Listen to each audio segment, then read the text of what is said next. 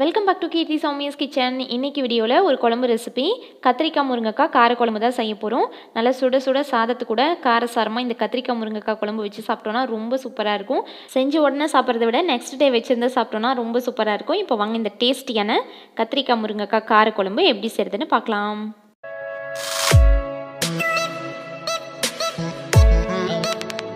Stove on பண்ணி வானல் வச்சுருக்கேன். இதில் ஒரு 4-5 டீஸ்பூன் எண்ணெய் விட்டுக்கலாம்.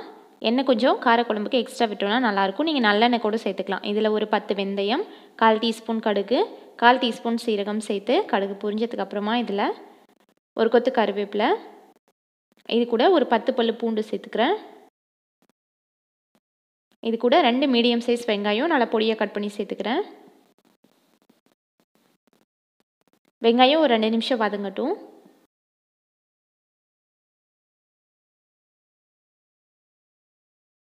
இப்போ இதில் கொஞ்சமாக மசாலா சேர்த்துக்கலாம். 1/2 டீஸ்பூன் மஞ்சள் தூள், 2 டீஸ்பூன் கொத்தமல்லி தூள், 2 டீஸ்பூன் மிளகாய் பொடி சேர்த்துக்கிறேன். இப்போது இந்த மசாலாவோட பச்சை வாசனை போகட்டும். ஒரு 30 செகண்ட் இதை மிக்ஸ் பண்ணி விட்டுக்கலாம். மசாலா கரிஞ்சிடக்கூடாது. இதுக்கு பதிலாக வீட்டில் அரைச்ச மிளகாய் பொடி இருந்தாலும் 2 டேபிள் ஸ்பூன் சேர்த்துக்கோங்க. இப்போ இதில் தக்காளி பேஸ்ட் சேர்த்துக்கலாம். 2 மீடியம் சைஸ் தக்காளி மிக்ஸி ஜாரில் நல்லா ஃபைன் பேஸ்ட்டாக அரைச்சி சேர்த்துக்கிறேன். இப்போது தக்காளியோட பச்சை ஸ்மெல் போகணும். கொஞ்சமாக உப்பு சேர்த்துட்டு ஒரு 5 மினிட்ஸ் தக்காளி நல்லா எண்ணெய் பிரிஞ்சு வதங்கட்டும். இப்போ இதில் கட் பண்ணி வச்சுருக்க கத்திரிக்காய் முருங்கைக்காய் சேர்த்துக்கலாம். நான் இந்த மாதிரி கொஞ்சம் பிஞ்சு கத்திரிக்காயாக 5 கத்திரிக்காய் எடுத்திருக்கேன். இது இந்த மாதிரி கிராஸில் கட் பண்ணிக்கலாம். அப்போ தான் குழஞ்சி போகாமல் இருக்கும். கட் பண்ண முருங்கைக்காவும் இதில் சேர்த்துட்டு இப்போ இந்த மசாலா கூடயே சேர்த்து இதை ஒரு 5 மினிட்ஸ் வதக்கிக்கலாம். கத்திரிக்காவோட கலர் லைட்டாக சேஞ்ச் ஆகணும். மீடியம் ஃப்ளேமில் வச்சுட்டு வதக்கிக்கலாம். பாருங்கள், கத்திரிக்காய் இந்த அளவுக்கு ஒரு கால்வாசி மசாலா கூடயே சேர்ந்து வதங்கினதுக்கப்புறமா இதில் தண்ணி சேர்த்துக்கலாம். கொஞ்சமாக தண்ணி சேர்த்துட்டு இதை நல்லா மிக்ஸ் பண்ணி விட்டுக்கிறேன். இப்போ முருங்கைக்காய் கத்திரிக்காய் ஃபுல்லாக வேகணும். ஒரு 10 நிமிஷம் மீடியம் ஃப்ளேமில், வேணும்னா இடையில 2 டைம் எடுத்து மிக்ஸ் பண்ணி விட்டுக்கோங்க. மூடி போட்டு வேக வச்சுக்கலாம். 10 மினிட்ஸ்க்கு அப்புறம் கத்திரிக்காய் நல்லா சாஃப்டாக வெந்துருச்சு. இந்த மாதிரி நல்லா எண்ணெய் பிரிஞ்சு வதங்கியிருக்கணும். இதை நல்லா கலந்து விட்டுட்டு இப்போ இதில் புளி தண்ணி சேர்த்துக்கிறேன்.